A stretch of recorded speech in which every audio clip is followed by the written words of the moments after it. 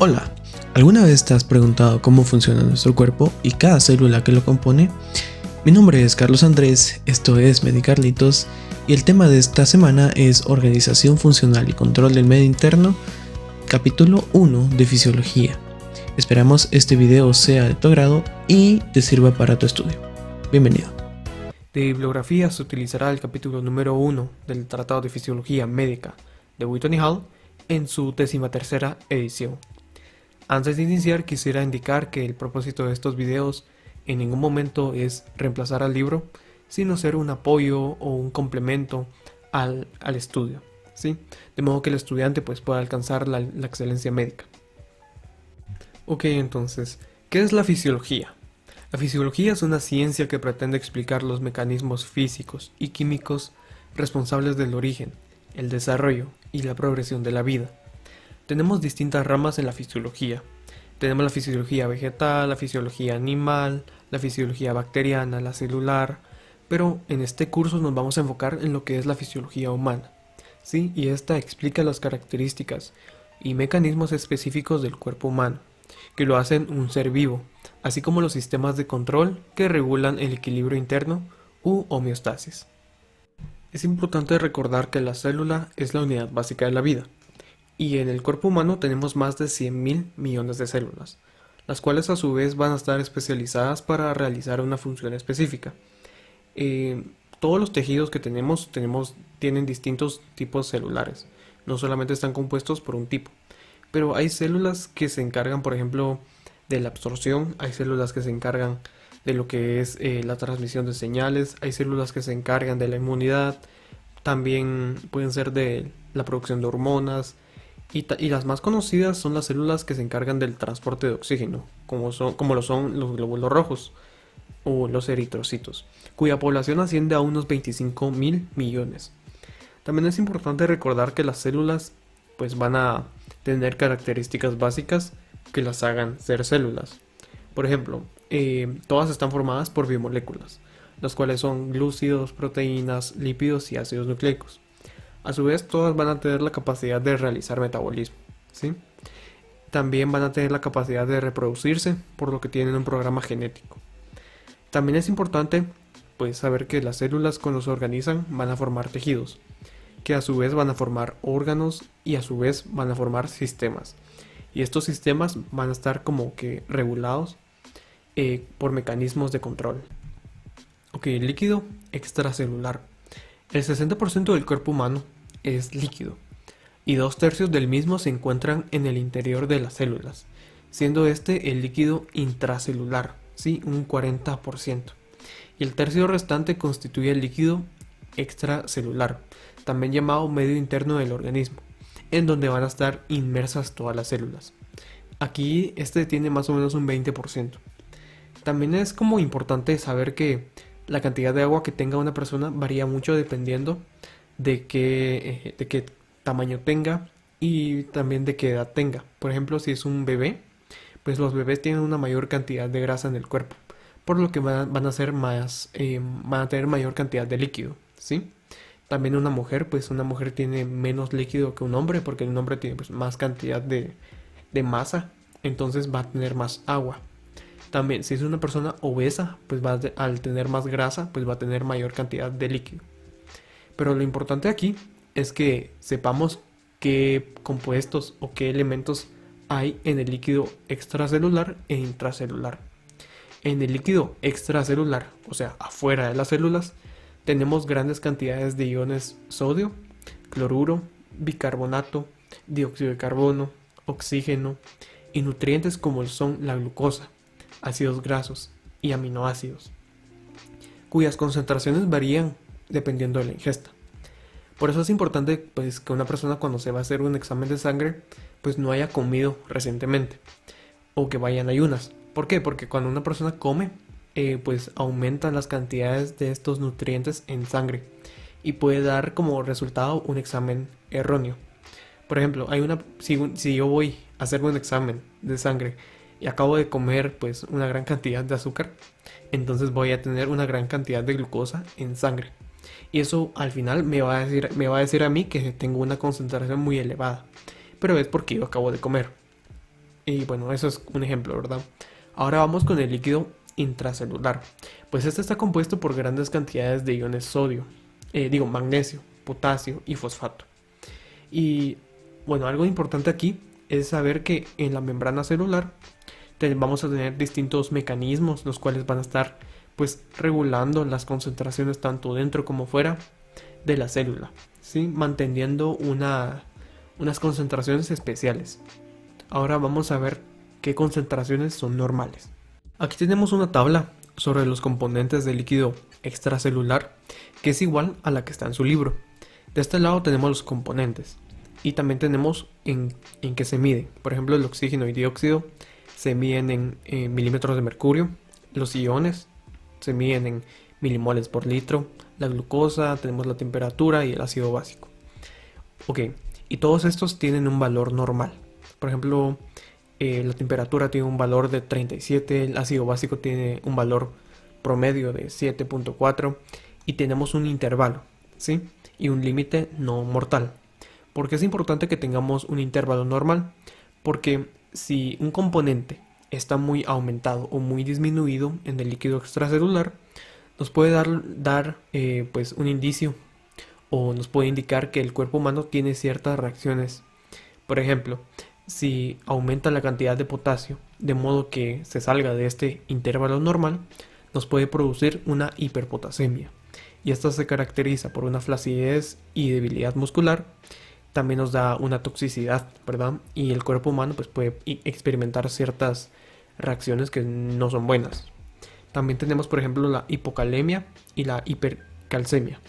En el caso del ion calcio, por ejemplo, si tenemos hipocalcemia, pues tenemos una sobreexcitación del sistema nervioso. Por otro lado, si tenemos una hipercalcemia, este reduce la excitabilidad del sistema nervioso. Entonces es importante que estos se mantengan en un intervalo normal. Ahora bien, ¿qué es la homeostasis? La homeostasis se entiende como el mantenimiento del medio interno, que es el fin de las funciones o mecanismos fisiológicos, que buscan mantener al organismo en un estado óptimo y sano, también conocido como estado de equilibrio. Todos los sistemas que tenemos en el cuerpo pues contribuyen a la homeostasis o al equilibrio. Por ejemplo, el sistema cardiovascular lo que hace es de que bombea y lleva los nutrientes a todas las células del cuerpo. A su vez, el sistema cardiovascular bombea la sangre hacia los riñones, en donde esta sangre es filtrada y se desechan todos los productos tóxicos o desechos finales del metabolismo.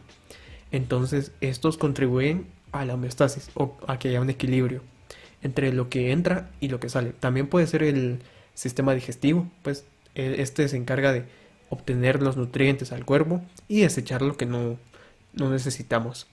Un ejemplo pues importante son los pulmones. Estos regulan la concentración de dióxido de carbono y oxígeno en el organismo.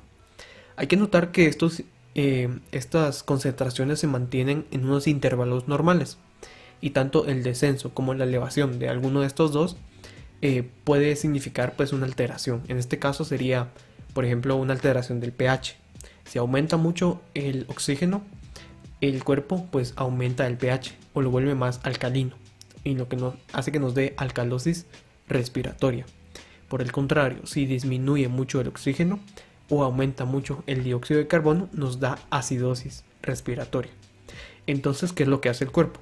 El cuerpo tiene regiones o zonas especializadas, como en el tronco del encéfalo, que se encargan de regular estas concentraciones. Tenemos quimiorreceptores que son capaces de detectar estos cambios y desencadenar mecanismos que devuelven al organismo a su estado normal o estado de equilibrio. Por ejemplo, si tenemos una gran concentración de dióxido de carbono en sangre, el cuerpo va a detectar esto y va a mandar una señal al sistema respiratorio para que aumente la cantidad de respiraciones por minuto. Entonces, a su vez, esto se va a encargar de eliminar el dióxido de carbono y aumentar el oxígeno en sangre. Y así es como se mantiene pues este equilibrio. Ahora bien, ¿cuál es la importancia de la fisiología? Para un médico es esencial conocer la fisiología, ya que las enfermedades provocan alteraciones en los sistemas, los cuales a su vez producen cambios compensatorios para regresar a la normalidad. Por ejemplo, existen enfermedades como la poliquistosis renal, que afecta más o menos a 1 de cada 10 personas con problema renal, que impiden a los riñones desechar la sal y el agua, lo cual es muy perjudicial para el organismo, y cuya respuesta o cambio compensatorio es elevar la presión arterial, que ayuda a recuperar los valores normales de desecho. Estos mecanismos pues los vamos a ver en su momento cuando veamos fisiología renal. Y bueno, hay que entender que estos cambios pues ayudan al cuerpo en el momento, pero pueden ser perjudiciales a largo plazo, y por eso es necesario comprenderlos y saber cómo es que estos están regulados. Por eso es importante para un médico pues conocer cuáles son estos cambios o mecanismos compensatorios para dar un correcto tratamiento al paciente. O sea, ¿cómo vamos a saber cómo tratar a un paciente si no sabemos qué es lo normal? Por eso es importante entender la fisiología y saber cuáles cambios o cuáles mecanismos son normales y qué cosas no son normales para darle un tratamiento. Antes de continuar con el video, vamos a hablar un poco más sobre la bomba del corazón. El corazón es un órgano compuesto por músculo estriado cardíaco, y este se divide en dos, básicamente un corazón derecho y un corazón izquierdo. El derecho va a estar encargado de bombear la sangre venosa. Entonces la recibe primeramente por la vena cava superior e inferior, que pasa a la aurícula derecha, y esta se va a pasar al ventrículo. Y el ventrículo, durante diástole, que es el periodo de relajación del músculo cardíaco, se va a llenar de sangre. Después, durante la sístole, que es el periodo de eyección o de contracción, la sangre va a salir del ventrículo y va a entrar hacia las arterias pulmonares, que la va a llevar a la circulación pulmonar. ¿Sí? Aquí estaría, ¿verdad? Llega la sangre con poco oxígeno o pobre en oxígeno hacia la bomba derecha del corazón, y esta va a bombearla hacia los pulmones.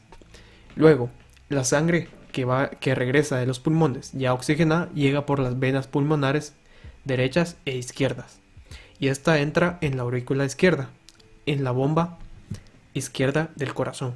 Entonces, después de pasar por la aurícula, esta va a llenar el ventrículo izquierdo, y durante diástole se va a estar llenando. Durante la relajación se llena, y después durante la contracción o la sístole, esta se va a impulsar a través de la aorta y va a llevar la sangre a la circulación sistémica, ¿sí? Entonces vemos aquí, la bomba izquierda del corazón la impulsa y la lleva a los intestinos, a los órganos, hacia los riñones para que filtre la sangre, la lleva también a los capilares, a todas las partes del cuerpo. Esta es la función del corazón. Un video para que se pueda pues ver mejor cómo es que el corazón late.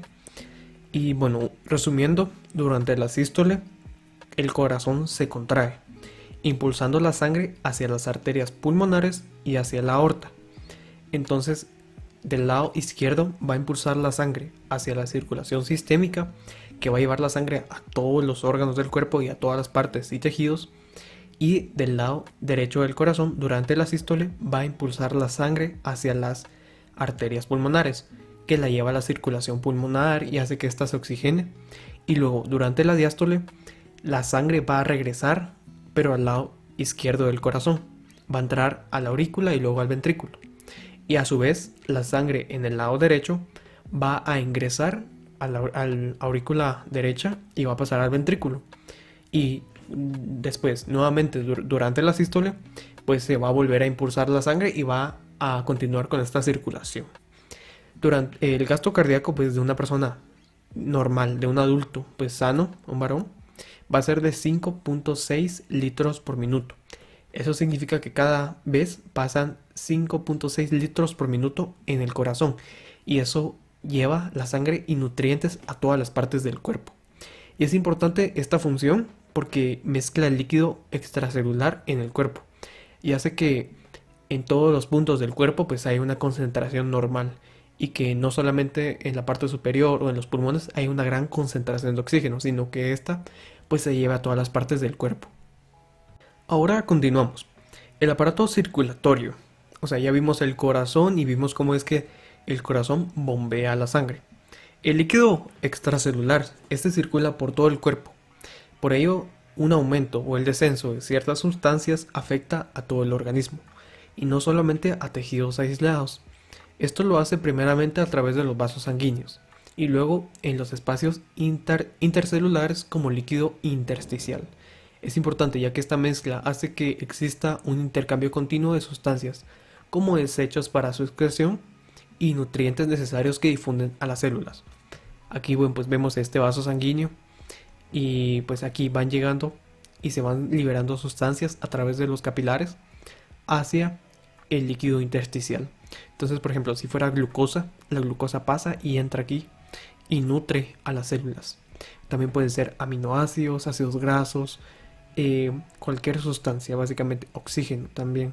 Y esta es la importancia. Ya vimos cómo es que el corazón bombea y cómo es que el sistema pues circulatorio lleva los nutrientes a todas las partes del organismo. Ahora bien, ¿de dónde provienen estos nutrientes del líquido extracelular?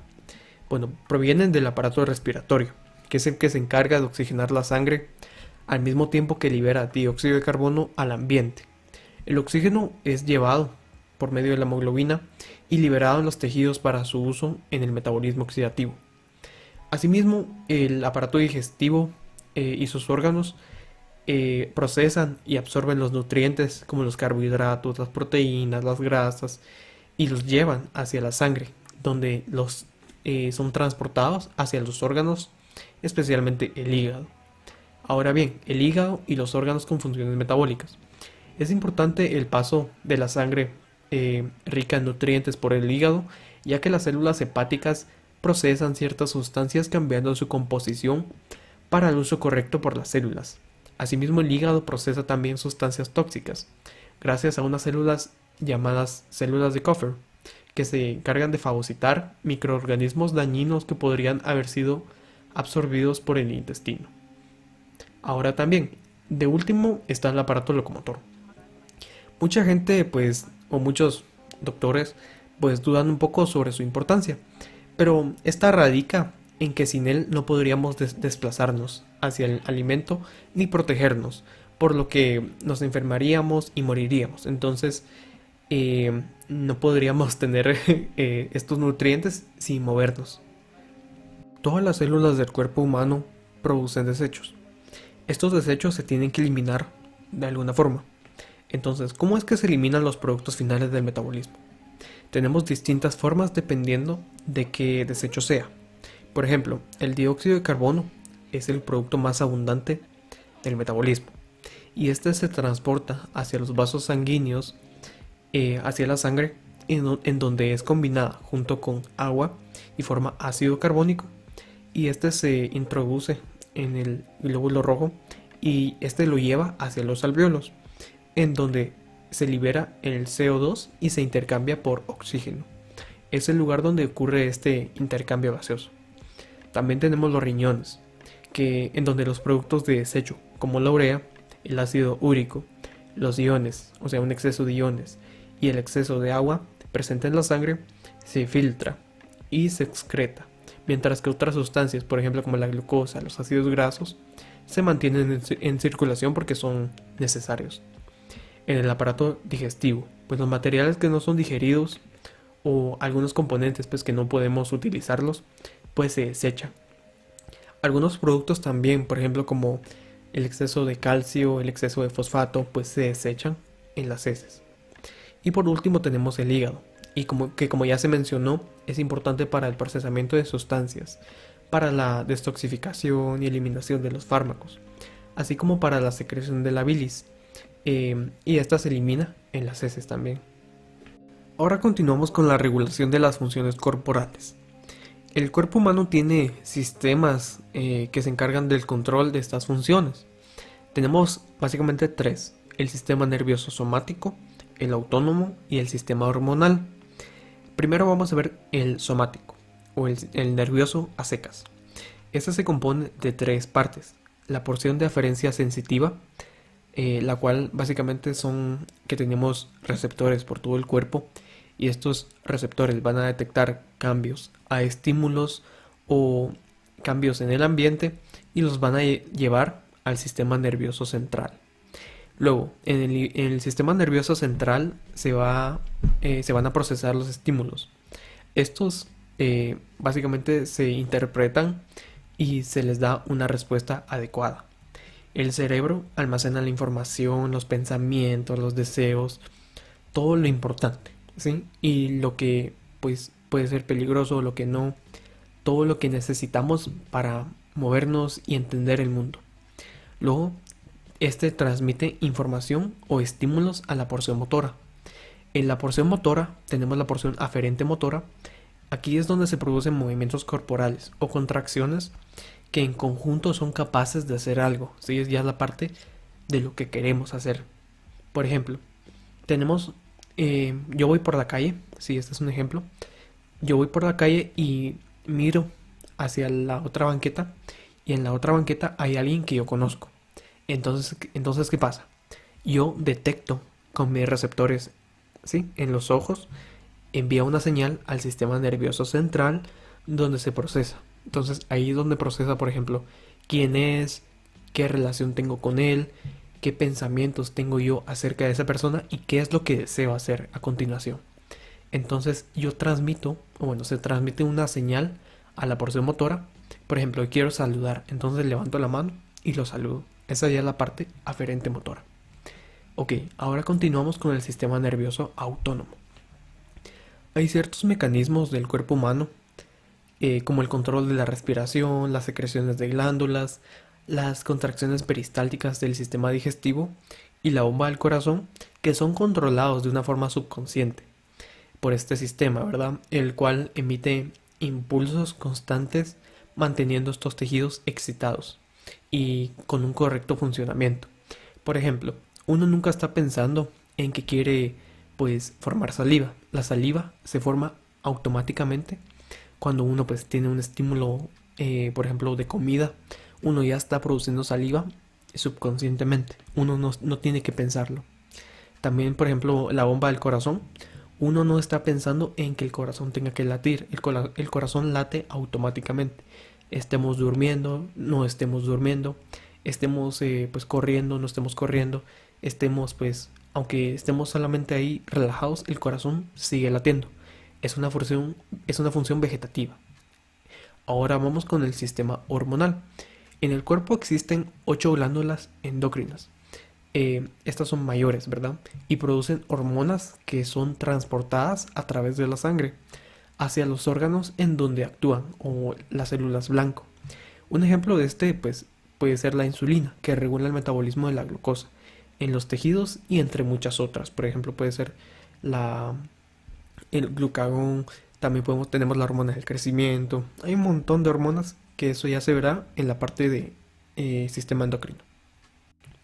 ¿Cómo se protege el organismo? El organismo tiene distintas formas de protegerse. Contamos con el sistema inmunitario, el cual está compuesto por células del sistema inmune, como los glóbulos blancos y las células tisulares derivadas de los mismos. Por ejemplo, serían los monocitos. Tenemos el sistema de nódulos y ganglios linfáticos, el timo, y estos protegen al cuerpo de patógenos como bacterias, virus, parásitos y hongos que pueden alterar este equilibrio. Tenemos el sistema tegumentario, que sirve como una barrera de protección contra los patógenos, separando el medio interno del mundo exterior. La piel también funciona como una vía para la regulación de la temperatura y la excreción de desechos. Nosotros continuamente estamos desechando pues productos a través de la piel, a través de glándulas apócrinas. Y por último tenemos la reproducción. A veces esta no se considera una función para proteger al cuerpo o una función homeostática, pero esta tiene pues la función interesante de que preserva la especie, ya que muchas veces los individuos que mueren tienen que ser reemplazados por los individuos que nacen, y esto contribuye al mantenimiento de la vida, que al final lleva a la homeostasis, o es un mecanismo fisiológico, ¿verdad? Ahora vamos a ver los sistemas de control. El cuerpo humano tiene miles de sistemas de control. y muchos de estos actúan dentro de órganos modificando funciones para controlar las interrelaciones entre los órganos. Un ejemplo es el aparato respiratorio, que junto con el sistema nervioso regula la concentración de dióxido de carbono en el líquido extracelular. Ahora vamos a ver cómo funciona eso. Las regulaciones de concentraciones de oxígeno y dióxido de carbono. Bueno, la hemoglobina está presente en los glóbulos rojos, en los eritrocitos. Y esta es importante para mantener una concentración de oxígeno normal, ya que permite la liberación de oxígeno en los tejidos con poca concentración, debido a una función que se conoce como la función amortiguadora del oxígeno. Y esto básicamente ayuda a no liberar oxígeno en tejidos que ya tienen una concentración adecuada de oxígeno, y libera oxígeno donde es necesario. Básicamente así es como funciona. Y este oxígeno pues es necesario para las funciones metabólicas en las células, y su regulación depende muchas veces de las características que tenga la hemoglobina. En un adulto, si no estoy mal, la hemoglobina es la hemoglobina tipo A, que tiene 2 cadenas alfa y 2 cadenas beta. Y esta pues hace que tenga esta función, y la curva de desplazamiento del oxígeno sea pues correcta. Ahora vamos con el CO2. Este se genera en el metabolismo, y este se regula cuando su concentración en sangre aumenta, ¿sí? Cuando esta aumenta, provoca una excitación en el tronco del encéfalo que produce una respiración rápida y profunda que elimina este exceso, ¿sí? Entonces, ¿qué pasa? Cuando aumenta mucho el CO2, este llega y básicamente produce iones hidrógeno. Y estos hidrógenos estimulan una zona que tenemos llamada zona quimiorreceptora en el tronco. Y el tronco envía una señal nerviosa, ¿sí? Estamos hablando que aquí se relacionan dos órganos, el sistema respiratorio y el sistema nervioso. Y el sistema nervioso envía impulsos al sistema respiratorio para que regule esta función nuevamente. Ahora vamos a ver cómo es que se regula la presión arterial. Entre los sistemas que regulan la presión arterial existe el sistema de vasoreceptores. Esto es muy importante. En las paredes de las arterias carótidas en el cuello y en el callado aórtico existen receptores nerviosos llamados vasoreceptores, que se estimulan al detectar un sobreestiramiento en la pared arterial debido a una presión arterial elevada.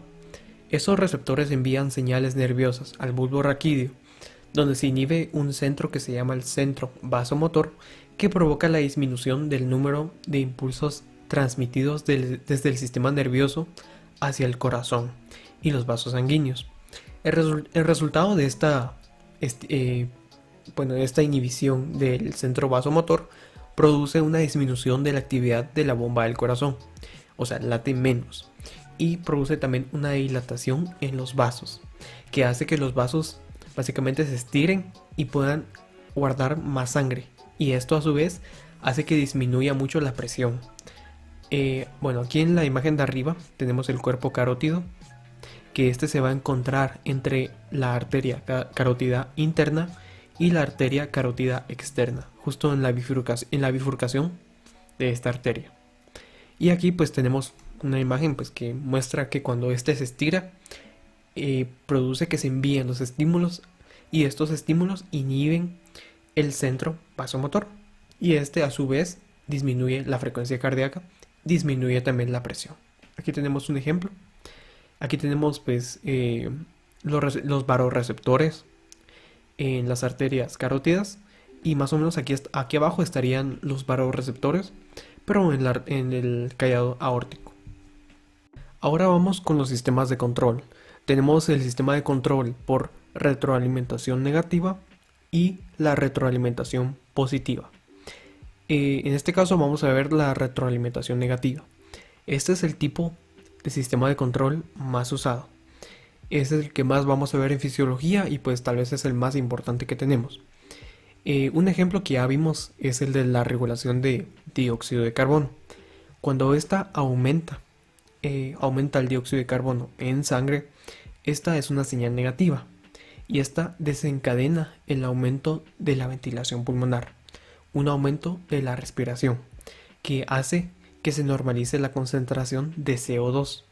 Entonces, tengo una gran concentración de CO2. Al aumentar la respiración, el CO2 es liberado, entonces disminuye su concentración hacia un valor normal. De la misma manera, cuando disminuye el CO2, este provoca una disminución de la ventilación pulmonar, aumentando la concentración de CO2. ¿Por qué pasa esto? Pasa de que la célula, al tener una menor respiración, le da tiempo al cuerpo de producir CO2 y este aumenta la concentración hasta un valor normal. Entonces, siempre que una concentración pues suba o disminuya, pasa de que hay un estímulo que se desencadena y este hace que vuelva esta concentración a un valor normal.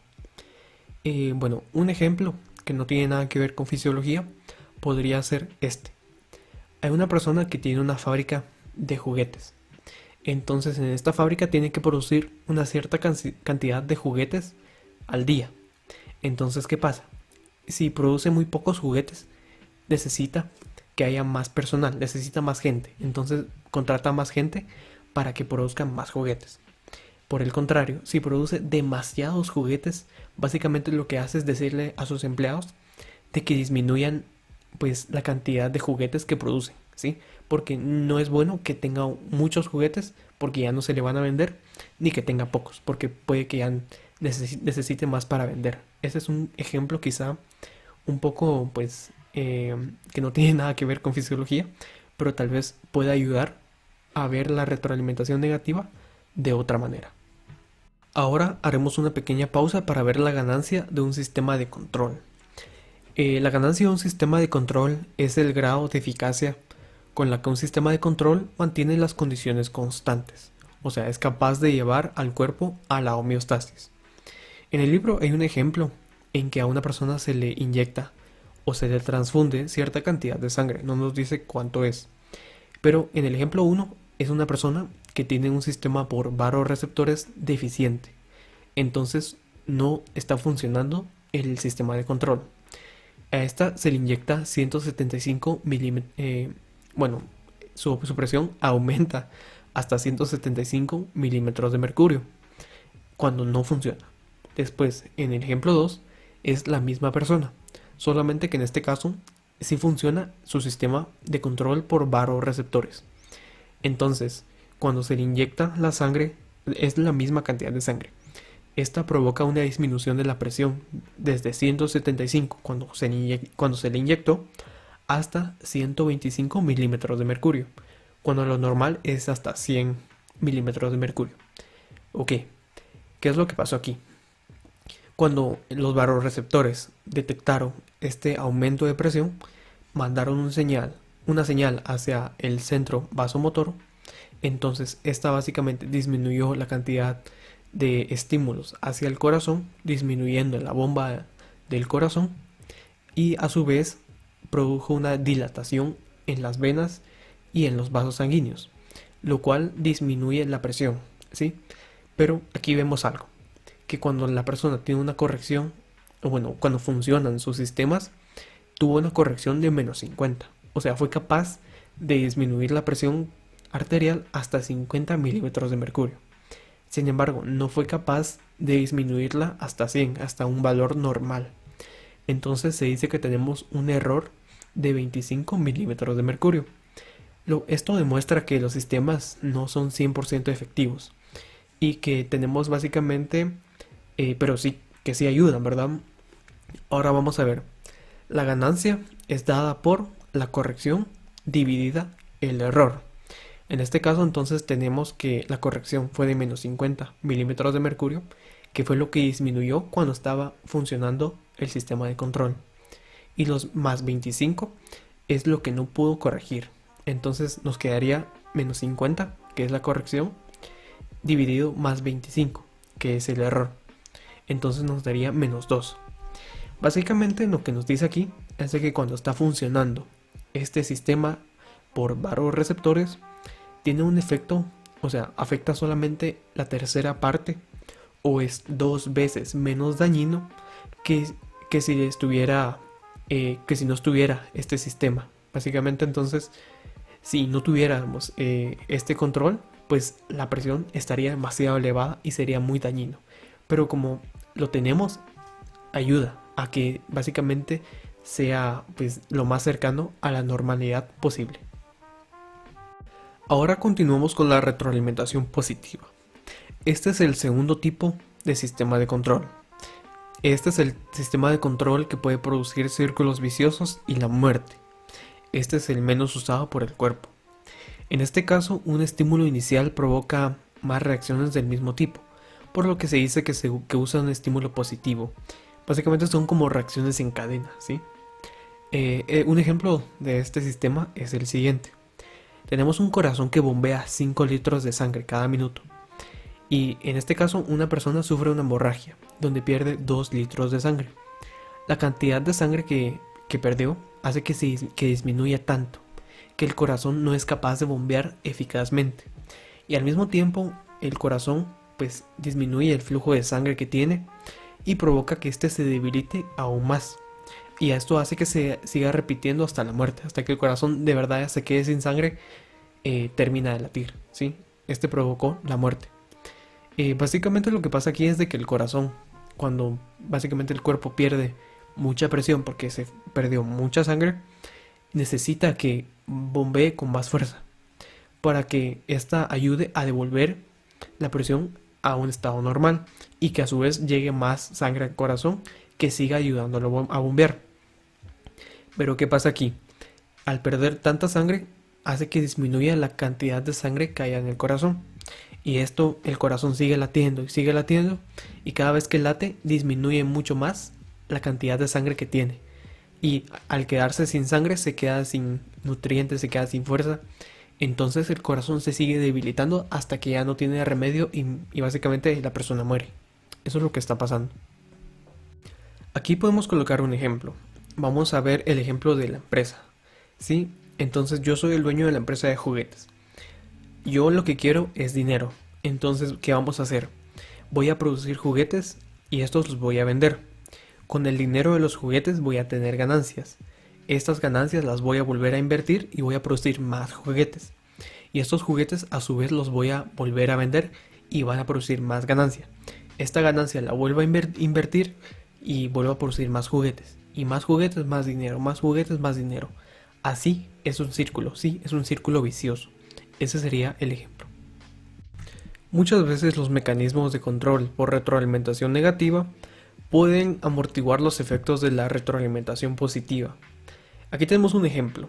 En este caso, si la persona solamente hubiera perdido 1 litro de sangre, los mecanismos por retroalimentación negativa hubieran podido contrarrestar los efectos y devolver a la normalidad la eficacia del corazón. En este caso se hubiera producido una contracción de los vasos sanguíneos que regulaban, para regular la presión. Bueno, ¿cómo funciona esto?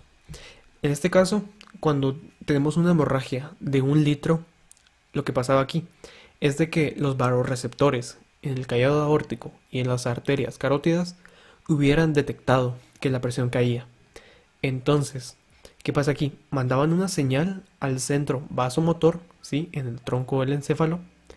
Entonces este enviaba una señal hacia el corazón para que éste latiera con mucha más fuerza. El corazón latía con más fuerza y al mismo tiempo la contracción de los vasos sanguíneos aumentaba la cantidad de sangre disponible para el corazón. Entonces esto devolvía tanto la presión como la eficacia de bombeo a un valor normal. Aquí, como lo podemos ver en la gráfica, ¿verdad? Aquí tenemos el gasto cardíaco, ¿sí? Tenemos 5 litros y en este caso aquí perdimos 1. Entonces aquí el sistema por retroalimentación negativa, ¿sí? Que aumentando la bomba del corazón y aumentando la contracción, podía devolver la eficacia a un valor normal, porque todavía se contaba con sangre suficiente. En este caso, básicamente todavía funcionaba el sistema por retroalimentación negativa. Y aquí abajo, aquí vemos la hemorragia de 2 litros. En este caso, ya pues el sistema por retroalimentación negativa ya quedaba básicamente inutilizable porque ya no podía regular la retroalimentación positiva. Y en este caso ya solo quedaba la retroalimentación positiva, y esto lo que hizo es de que aumentaba mucho más la contracción, y esto hacía que el corazón pues al final se debilitara mucho más. Entonces llevó a la muerte en pocas horas. Y así es como estos se van regulando. Pero normalmente los sistemas de control van a ser una combinación de ambos, ¿sí? No van a estar regulados 100% por uno, sino una combinación de ambos. Pero el más importante es la retroalimentación negativa. Eso lo tienen que saber. La retroalimentación positiva no siempre es mala. Y aquí tenemos unos ejemplos de cómo es que esta pues, es beneficiosa para el organismo. Tenemos un ejemplo. El primero es durante el parto. Es importante contar con este sistema, puesto que cuando las contracciones uterinas son suficientemente fuertes y empujan la cabeza del bebé hacia el cuello uterino básicamente se estira, y este estiramiento provoca el envío de más señales al músculo uterino, que hace que se contraiga con mucha más fuerza, ¿sí? Un estímulo, ¿sí?, que es el estiramiento, provoca la contracción, una mayor contracción, que a su vez ayudan para que la mujer pueda dar a luz, ¿sí? Si estas contracciones no son suficientemente fuertes para provocar una retroalimentación positiva, básicamente paran, ¿sí? Y estas comienzan hasta que vuelvan a tener una fuerza necesaria para volver a estimular el sistema. Entonces esa es una forma en la que la retroalimentación positiva es útil. Y otro ejemplo tenemos la coagulación sanguínea. Cuando se rompe un vaso sanguíneo, aquí se forma un coágulo, ¿sí?, donde se activan factores de coagulación. Y estos factores de coagulación van como en cascada y hacen que se activen muchos más factores. Y ayudan a coagular mucha más sangre, que al final forman un tapón. Y esto ayuda a detener el sangrado. Entonces aquí tenemos, ¿verdad?, el proceso de coagulación. Tenemos una lesión. Básicamente primero se contrae el vaso sanguíneo para evitar perder mucha más sangre. Se va formando un tapón plaquetario por factores de coagulación, y estos ayudan a que se formen muchos más, y al final se forma un coágulo completo, así que es el que ayuda a parar la hemorragia. Este también es un ejemplo de retroalimentación positiva. Finalmente, el ejemplo más básico que tenemos de retroalimentación positiva, y es el que pues vamos a ver mucho en fisiología, este se da durante los potenciales de acción. Durante este potencial, la estimulación de una fibra nerviosa provoca la difusión de iones sodio dentro de la fibra, ¿sí? Estos van entrando poquito a poquito.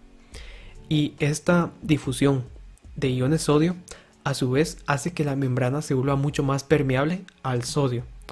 Y esta se va llenando con más sodio hasta que alcanza el umbral de descarga y se abren muchos canales de sodio que producen una entrada brusca de iones sodio.